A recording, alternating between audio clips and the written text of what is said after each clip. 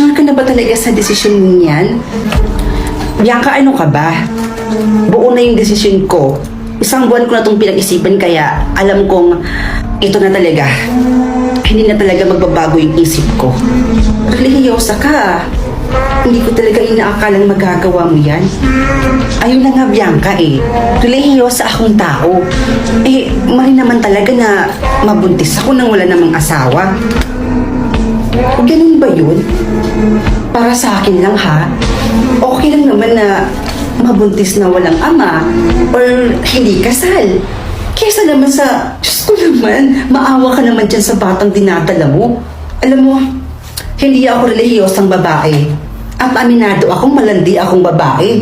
Makati ako.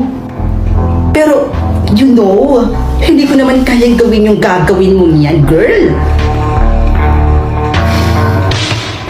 Pasalamat ka na lang talaga.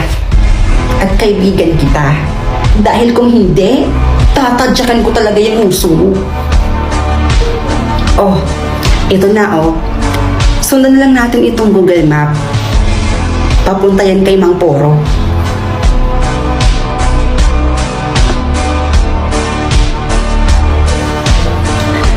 Sino ba kasi yung ama niyan? Ba't naman ayaw kanyang panagutan? Ayan tuloy, magkakagawa ka na naman ng kasalanan. Kung ikaw ang nasa kalagayan ko, Bianca, gagawin mo rin to.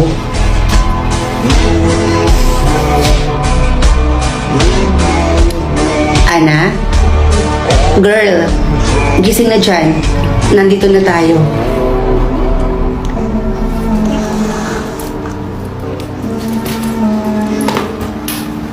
Bahay na ba ito ni Mang Poro?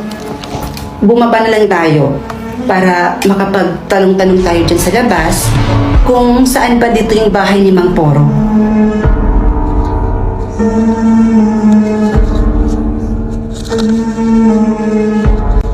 Sigurado ko na ba dyan, Ining? Dahil kapag yan ay nawala, hindi na natin maibabalik yan. Ana, alam mo may oras pa para mag-pack out. Magsabi ka lang. Shh! Ano ka ba naman? Nandito na tayo, Ito na yun. Hindi na talaga magbabago. Masaya ako kapag nagawa ko to.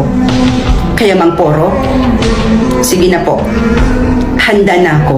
Oy, kung ganun, tara na at pumasok ka na sa loob dahil handa na ang aking mga kagamitan.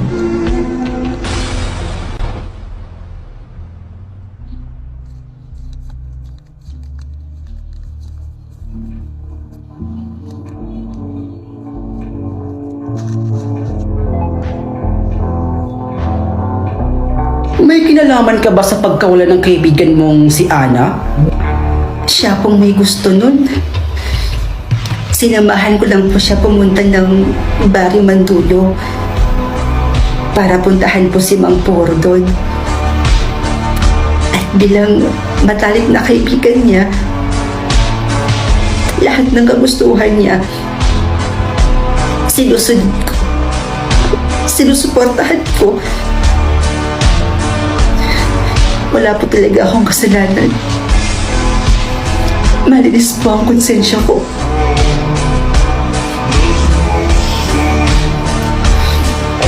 Magsabi ka ng totoo. Magsabi ka ng totoo. Magsabi ka ng totoo, Bianca. Sabihin mo sa kanila ang totoo. Hindi ka talaga magsasabi ng totoo, Bianca. Ayaw mo talaga umamin. Sabihin mo na yung totoo. Sabihin mo na yung totoo. Sabihin mo na yung totoo. Hindi ka pa talaga magsasabi ng totoo.